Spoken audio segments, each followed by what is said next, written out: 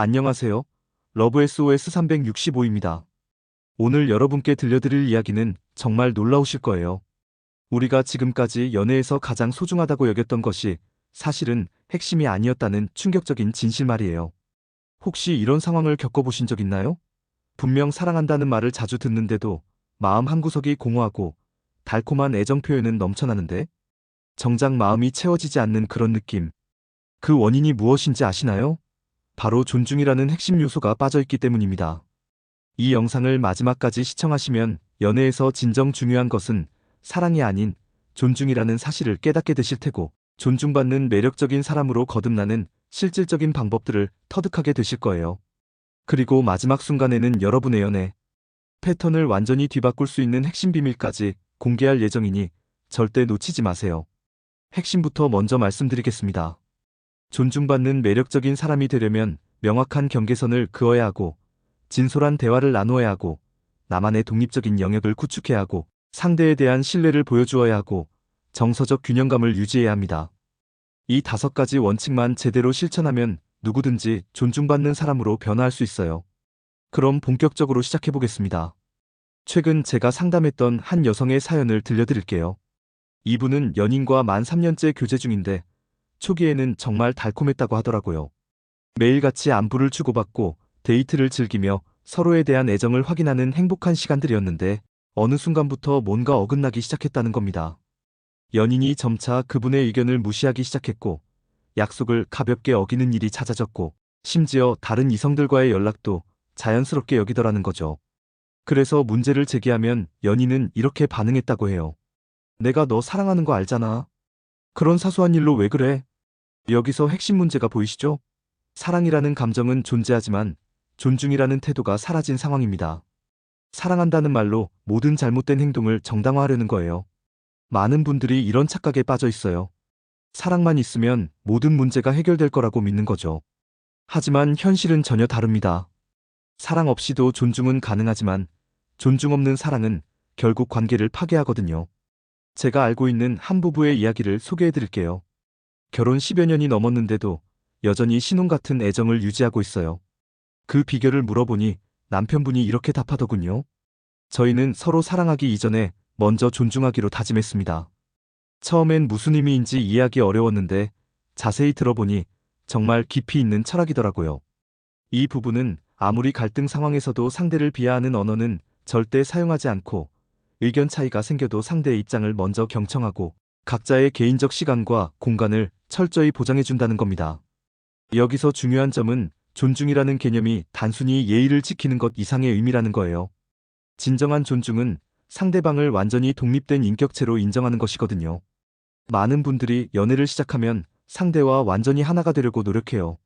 모든 활동을 함께하고, 모든 정보를 공유하고, 심지어 상대의 사고방식까지 바꾸려고 하죠. 하지만 이런 행동이 바로 존중을 무너뜨리는 출발점이에요. 진정으로 사랑하는 마음이 있다면 상대의 고유한 개성과 자주성을 인정해줘야 합니다. 내가 선호하는 음식을 상대도 반드시 좋아해야 한다고 강요해서는 안 되고, 내 취미의 상대도 무조건 흥미를 보여야 한다고 기대해서는 안 되는 거죠. 상담을 진행하면서 가장 자주 접하는 고민 중 하나가 바로 이겁니다. 선생님, 제 연인이 사랑한다고 말하는데 왜 제 이야기는 귀담아 듣지 않을까요? 이런 질문을 받으면 저는 항상 이렇게 반문해요. 혹시 여러분이 먼저 경계선을 허물어버리지는 않으셨나요? 경계선이라는 개념을 구체적으로 설명해 드리겠습니다. 경계선은 나와 상대방 사이에 존재하는 보이지 않는 선입니다. 이 선이 명확해야 서로를 진정으로 존중할 수 있거든요. 구체적인 예를 들어보겠습니다. 연애 초반에는 모든 것이 신선하고 설레니까 상대와 모든 순간을 함께 보내고 싶어 합니다. 그래서 친구들과의 만남도 취소하고 개인적인 취미 활동도 중단하고 오로지 연인만을 바라보며 살아가게 되죠. 처음에는 연인도 기뻐합니다. 자신만을 바라보는 연인의 모습이 사랑스럽고 예뻐 보이거든요. 하지만 시간이 흐르면서 문제가 발생해요. 연인이 지나치게 의존적으로 변하는 거죠. 연인이 친구들과 시간을 보내려 하면 서운해하고, 개인적인 시간을 갖고 싶어 하면 섭섭해하고, 심지어 연인의 취미나 관심 분야까지 간섭하기 시작해요. 이렇게 되면 연인은 답답함을 느끼게 되고, 결국 거리감을 두려고 하게 되는 거예요. 이것이 바로 경계선이 무너진 상황입니다. 처음에는 사랑의 표현이라고 생각했던 행동들이 사실은 상대의 자유를 제약하는 행위였던 거죠. 그렇다면 어떻게 해야 할까요? 우선 자기 자신과의 경계선부터 명확히 설정해야 합니다. 내가 어떤 사람인지, 무엇을 좋아하는지, 어떤 가치관을 추구하는지를 분명히 파악하는 거예요.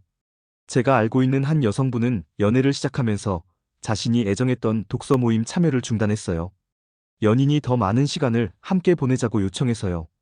처음에는 사랑하는 사람을 위한 희생이라고 여겼는데 나중에 보니 그것이 문제의 근원이었다는 걸 깨달았다고 해요.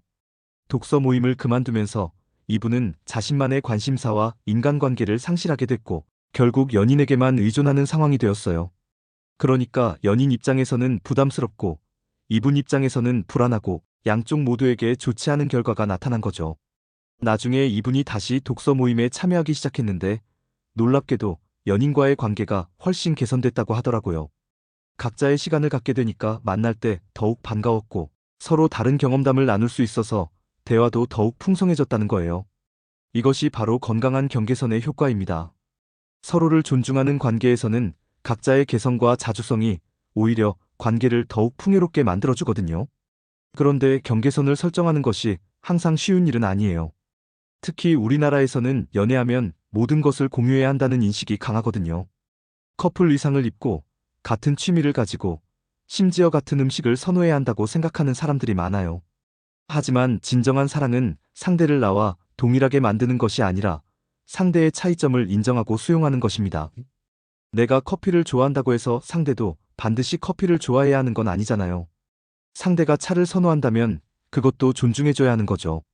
실제 연구 결과를 보면 각자의 독립성을 유지하는 커플들이 더 오래 지속되고 더 행복하다고 나와 있어요. 왜냐하면 서로에게 새로운 자극을 제공할 수 있고 개인적인 성장도 지속할 수 있기 때문이에요. 제가 상담 과정에서 만난 한 커플은 정말 독특한 방식으로 관계를 유지하고 있었어요. 이들은 일주일에 하루는 반드시 각자만의 시간을 갖기로 약속했다고 해요. 그날에는 서로 연락도 하지 않고 각자 원하는 활동을 하며 보내는 거죠. 처음에는 조금 이상하다고 생각했는데 자세히 들어보니 정말 지혜로운 방법이더라고요. 각자의 시간을 가지면서 자기 자신을 성찰할 수 있고 상대에 대한 그리움도 느낄 수 있고 무엇보다 개인적인 발전을 지속할 수 있다는 거예요. 이렇게 경계선을 명확히 하는 것이 존중받는 첫 번째 단계입니다. 하지만 경계선만 있다고 해서 모든 문제가 해결되는 것은 아니에요. 그 경계선 안에서 어떻게 소통하느냐가 더욱 중요하거든요. 많은 분들이 소통에서 범하는 가장 큰 실수가 무엇인지 아시나요? 바로 상대가 내 마음을 저절로 알아주기를 기대하는 것입니다. 정말 나를 사랑한다면 내가 원하는 것을 알 텐데라고 생각하는 거죠. 하지만 아무리 깊이 사랑하는 사이라도 마음을 읽는 것은 불가능해요. 아니, 불가능한 것이 자연스러운 거예요. 우리는 각자 다른 환경에서 성장했고, 다른 경험을 쌓았고, 다른 사고방식을 가지고 있거든요. 제가 상담했던 한 커플의 사연을 들려드릴게요. 여성분은 자신의 생일을 연인이 잊을까봐 한 달 전부터 계속 암시를 줬다고 해요. 요즘 날씨가 제법 쌀쌀해지네요. 곧 특별한 날이 다가오는데요. 이런 식으로 말이죠. 그런데 연인은 전혀 눈치를 채지 못했고 결국 생일 당일에 아무런 준비도 하지 않았다는 사실을 알게 된 여성분은 크게 실망했어요. 그리고는 이렇게 말했다고 해요. 정말 나를 사랑한다면 내 생일 정도는 기억했을 텐데요. 이 상황에서 누구의 잘못일까요? 사실 양쪽 모두 잘못이 없어요. 여성분은 상대를 배려해서 직접적으로 말하지 않으려고 했던 것이고 연인은 정말 몰랐던 것이거든요. 문제는 소통 방식에 있었어요. 여성분이 다음 주까지 생일인데 함께 보낼 수 있을까요? 라고 직접적으로 말했다면 이런 일은 발생하지 않았을 거예요. 많은 분들이 직접적으로 표현하는 것을 부담스러워해요. 특히 여성들은 자신의 욕구를 솔직하게 드러내는 것을 이기적이라고 여기는 경우가 많아요. 하지만 이것은 잘못된 생각입니다. 자신의 필요와 감정을 솔직하게 표현하는 것은 이기적인 행동이 아니라 성숙한 행동이에요. 상대에게 마음을 읽어달라고 강요하는 것보다 훨씬 건강한 소통 방식이거든요. 실제로 남성들을 대상으로 한 설문조사를 보면 대부분의 남성들이 여성의 간접적인 표현을 이해하지 못해서 스트레스를 받는다고 답했어요. 차라리 직접적으로 말해주면 훨씬 편하다고 하거든요. 제가 알고 있는 한 커플은 이런 문제를 정말 현명하게 해결했어요. 이들은 서로의 소통 스타일이 다르다는 점을 인정하고 중요한 대화는 반드시 직접적으로 하기로 약속했다고 해요. 예를 들어 여성분이 무언가 서운한 일이 있으면 저는 지금 서운해요. 왜냐하면 이라고 명확하게 표현하는 거예요. 그러면 연인도 아, 그런 의미였구나. 죄송해요라고 바로 이해할 수 있고요. 처음에는 조금 어색했다고 하는데 시간이 지나면서 이런 소통 방식이 얼마나 편한지 깨달았다고 해요. 서로 눈치 보지 않아도 되고 오해도 줄어들고 무엇보다 서로를 더욱 잘 이해할 수 있게 됐다는 거죠. 솔직한 소통의 또 다른 장점은 신뢰를 구축할 수 있다는 점이에요. 상대가 자신의 감정을 숨기지 않고 솔직하게 표현한다는 것을 알면 안심이 되거든요. 이 사람은 문제가 있으면 나에게 말해줄 거야 라는 믿음이 생기는 거죠. 반대로 항상 돌려서 말하거나 암시만 주는 사람과는 불안감이 생겨요. 이 사람이 진짜 속마음을 말하고 있는 건가? 혹시 다른 생각이 있는 건 아닐까? 라는 의심이 들기 시작하거든요. 그런데 솔직한 소통에도 기술이 필요해요. 무조건 생각나는 대로 말하면 되는 것이 아니라 상대가 받아들일 수 있는 방식으로 표현해야 하거든요. 예를 들어 당신은 항상 늦어요라고 말하는 것보다는 저는 약속 시간을 지키는 것이 중요하다고 생각해요. 늦으면 걱정이 되거든요라고 말하는 것이 훨씬 좋아요. 같은 내용이지만 상대를 비난하지 않고 자신의 감정을 표현하는 방식이거든요. 이런 소통 방식을 아이메시지라고 하는데 정말 효과적이에요. 상대를 공격하지 않으면서도 자신의 입장을 명확하게 전달할 수 있거든요.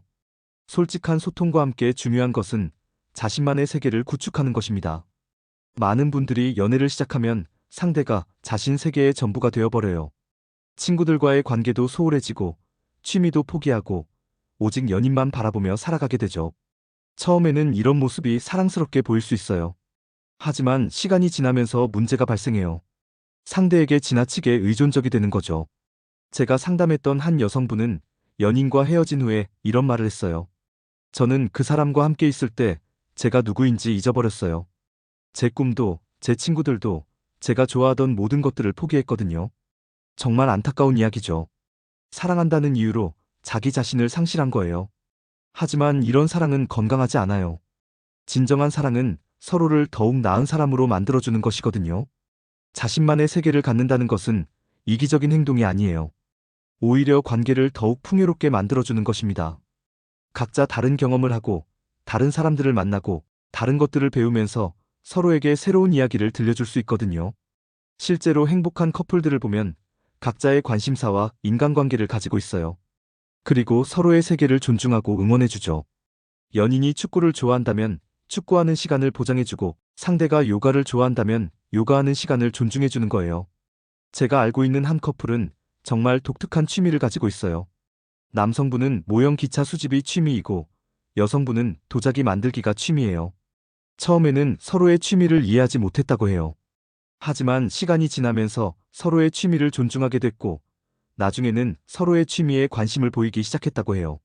완전히 함께 하지는 않지만 상대가 취미 활동을 할 때 응원해주고 가끔은 함께 참여하기도 한다는 거죠. 이렇게 각자의 세계를 가지면서도 서로를 존중하는 관계가 진정 건강한 관계예요. 서로에게 의존하지 않으면서도 함께 성장할 수 있는 거죠. 그런데 자신만의 세계를 갖는 것이 항상 쉬운 일은 아니에요. 특히 연애에 빠지면 상대와 모든 시간을 함께 보내고 싶어지거든요. 하지만 이때 자제력을 발휘해야 해요. 일주일에 최소한 하루는 각자만의 시간을 갖는 것을 추천해요. 그날에는 각자 원하는 활동을 하면서 보내는 거죠. 친구들과 만나거나, 취미 활동을 하거나, 혼자만의 시간을 가지거나, 처음에는 조금 어색할 수 있어요. 상대와 떨어져 있는 것이 불안하기도 하고요. 하지만 시간이 지나면서 이런 시간이 얼마나 소중한지 깨닫게 될 거예요. 각자의 시간을 가지면서 자기 자신을 성찰할 수 있고, 개인적인 성장도 할 수 있고, 무엇보다 상대에 대한 그리움도 느낄 수 있거든요. 그러면 다시 만났을 때 더욱 반갑고 서로에게 할 이야기도 많아져요. 자신만의 세계를 갖는 또 다른 장점은 자신감이 생긴다는 점이에요. 연인에게만 의존하지 않고 자신의 힘으로도 행복할 수 있다는 것을 알게 되면 자연스럽게 자신감이 생기거든요. 그리고 이런 자신감은 상대에게도 매력적으로 보여요. 의존적이고 불안한 사람보다는 독립적이고 자신감 있는 사람이 더욱 매력적이잖아요. 제가 상담 과정에서 만난 한 여성분은 연애를 시작하면서 자신이 좋아하던 그림 그리기를 포기했어요. 연인이 더 많은 시간을 함께 보내자고 요청해서요. 하지만 나중에 다시 그림을 그리기 시작했는데 놀랍게도 연인이 더욱 관심을 보이기 시작했다고 해요. 당신이 그림 그리는 모습이 정말 아름다워요라고 말하면서 응원해주기 시작했다는 거죠. 자신만의 세계를 가진 모습이 더욱 매력적으로 보였던 거예요. 이제 정말 중요한 이야기를 해보겠습니다. 바로 상대를 신뢰하는 것에 대해서요. 많은 분들이 사랑한다면서도 정작 상대를 믿지 못해요. 특히 상대가 무언가 도전적인 일을 하려고 할 때 말이죠. 연인이 새로운 사업을 시작하려고 한다거나, 이직을 하려고 한다거나, 새로운 취미를 시작하려고 할 때 많은 분들이 걱정된다는 이유로 만류해요. 물론 진심으로 걱정되는 마음도 있겠지만, 때로는 그 걱정이 상대에게는 불신으로 느껴질 수 있어요. 제가 상담했던 한 남성분은 이런 이야기를 했어요. 저는 새로운 일에 도전하고 싶은데 연인이 계속 위험하다고 말려요. 안전한 길만 가라고 하죠. 물론 저를 걱정해서 하는 말인 것은 알지만 가끔은 제가 능력이 없다고 생각하는 것 같아서 서운해요. 이 남성분의 마음을 이해할 수 있어요. 사랑하는 사람이 자신을 믿어주지 않는다고 느끼면 정말 서운하거든요. 특히 남성들은 자신의 능력을 인정받고 싶어 하는 욕구가 강해서 더욱 그래요. 물론 정말 위험한 일이라면 말려야겠지만 그렇지 않다면 상대의 선택을 믿어주는 것이 좋아요. 설령 실패하더라도 그 경험을 통해 성장할 수 있거든요. 제가 알고 있는 한 커플은 이런 상황을 정말 잘 처리했어요. 남성분이 안정적인 직장을 그만두고 창업을 하겠다고 했을 때 여성분은 처음에는 걱정됐다고 해요. 하지만 남성분의 의지가 확고한 것을 보고 지지해주기로 결정했다고 해요. 저는 당신을 믿어요. 당신이라면 잘할 수 있을 거예요 라고 말하면서 응원해줬다는 거죠. 그리고 실제로 남성분의 사업이 성공했을 때 남성분은 이렇게 말했다고 해요.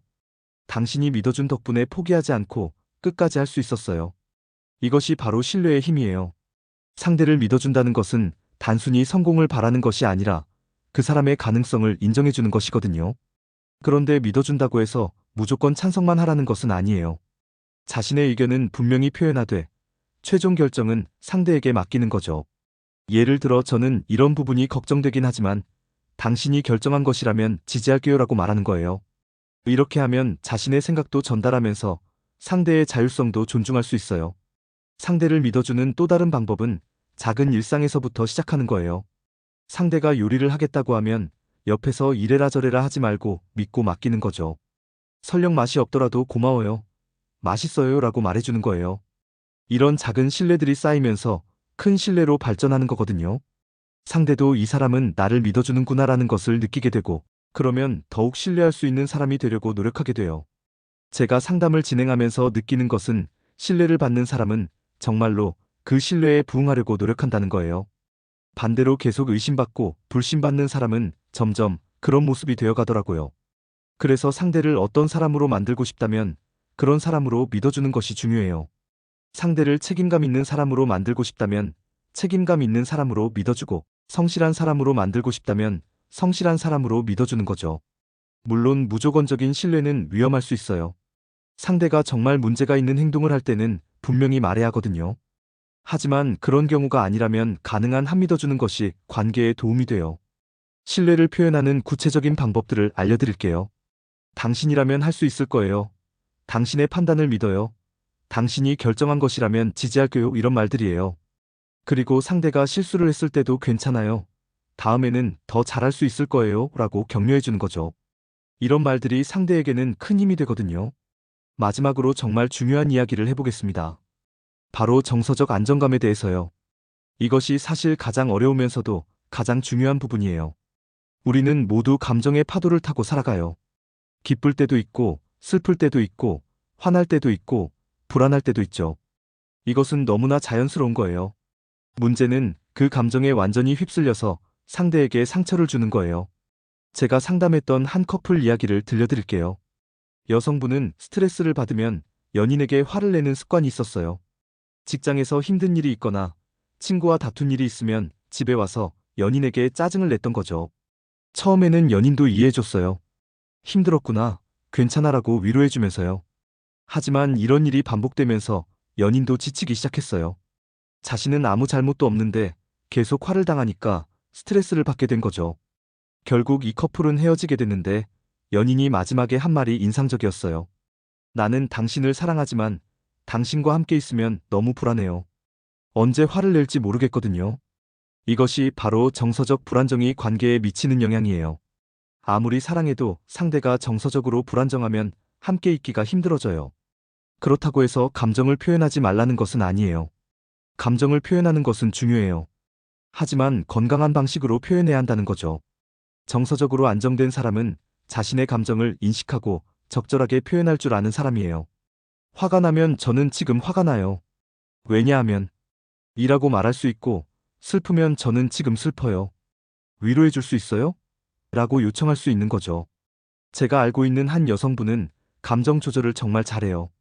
이분은 화가 나면 일단 심호흡을 하고 자신의 감정을 정리한 다음에 상대와 대화를 한다고 해요. 저는 지금 이런 일 때문에 화가 나요. 하지만 당신 때문은 아니에요. 그냥 들어줄 수 있어요? 라고 말하는 거죠.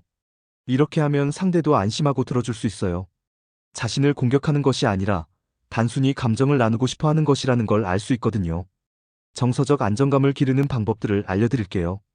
첫 번째는 자신의 감정을 인식하는 연습을 하는 거예요. 하루에 몇 번씩 나는 지금 어떤 감정을 느끼고 있지? 라고 자문해 보는 거죠. 두 번째는 감정과 행동을 분리하는 거예요. 화가 난다고 해서 바로 화를 내는 것이 아니라 나는 지금 화가 나지만 어떻게 표현할까? 라고 생각해 보는 거예요. 세 번째는 감정의 원인을 파악하는 거예요. 왜 화가 났는지, 왜 슬픈지, 왜 불안한지를 생각해 보는 거죠. 그러면 상대에게 더욱 명확하게 설명할 수 있어요. 네 번째는 감정을 표현할 때 I 메시지를 사용하는 거예요. 당신 때문에 화가 나요가 아니라 저는 지금 화가 나요라고 말하는 거죠. 다섯 번째는 감정이 격해질 때 잠시 시간을 갖는 거예요. 지금 너무 감정적이니까 잠시 시간을 갖고 다시 이야기해요라고 말하는 거죠. 이런 방법들을 연습하면 점점 정서적으로 안정된 사람이 될 수 있어요. 그리고 이런 모습은 상대에게 정말 매력적으로 보여요. 정서적으로 안정된 사람과 함께 있으면 안심이 되거든요. 이 사람과 함께 있으면 평화로워라는 느낌을 받게 되는 거죠. 그리고 이런 사람은 자연스럽게 존중받게 돼요. 지금까지 존중받는 사람이 되는 5가지 방법에 대해 이야기했어요. 경계선을 명확히 하고, 솔직하게 소통하고, 자신만의 세계를 가지고, 상대를 믿어주고, 정서적으로 안정되는 것. 이 5가지만 제대로 해도 여러분은 누구에게나 존중받는 사람이 될 수 있어요. 하지만 여기서 가장 중요한 것은 이 모든 것의 출발점이 자기 존중이라는 거예요. 자기 자신을 존중하지 않는 사람은 다른 사람에게 존중받기 어려워요. 자기 존중이라는 것은 자기 자신을 소중히 여기는 거예요. 자신의 감정을 인정하고 자신의 필요를 충족시키고 자신의 꿈을 추구하는 거죠. 그리고 자기 자신에게 상처를 주는 상황에서는 안 돼요라고 말할 수 있는 용기를 갖는 거예요. 많은 분들이 자기 존중을 이기적인 것이라고 생각해요. 특히 연애에서는 상대를 위해 자신을 희생하는 것이 사랑이라고 생각하죠. 하지만 이것은 잘못된 생각이에요. 진정한 사랑은 서로를 더욱 나은 사람으로 만들어주는 거예요. 자기 자신을 상실하면서까지 상대를 사랑하는 것은 건강하지 않아요. 그런 사랑은 결국 독이 되거든요. 제가 상담을 진행하면서 만난 많은 분들이 이런 실수를 해요. 사랑한다는 이유로 자기 자신을 포기하는 거죠. 자신의 꿈도 포기하고, 자신의 친구들도 포기하고, 자신의 취미도 포기하면서 오직 상대만 바라보며 살아가요. 하지만 이렇게 되면 결국 상대에게도 부담이 돼요. 자신 때문에 상대가 모든 것을 포기했다는 부담감, 그리고 상대의 모든 행복이 자신에게 달려있다는 부담감을 느끼게 되거든요. 반대로 자기 존중을 바탕으로 한 사랑은 건강해요. 각자 자기 자신을 소중히 여기면서 서로를 사랑하는 거죠. 이런 사랑에서는 서로가 더욱 성장할 수 있고 더욱 행복해질 수 있어요. 자기 존중을 기르는 방법들을 알려드릴게요. 첫 번째는 자기 자신과의 약속을 지키는 거예요. 운동하겠다고 했으면 운동하고, 책 읽겠다고 했으면 책 읽는 거죠. 이런 작은 약속들을 지키면서 자기 신뢰를 쌓아가는 거예요. 두 번째는 자신의 감정을 인정하는 거예요. 화가 나면 화가 난다고 인정하고, 슬프면 슬프다고 인정하는 거죠. 감정을 억누르거나 무시하지 않는 거예요. 세 번째는 자신의 필요를 충족시키는 거예요. 혼자만의 시간이 필요하면 그 시간을 갖고, 친구들과의 시간이 필요하면 그 시간을 만드는 거죠. 네 번째는 자신의 경계선을 지키는 거예요.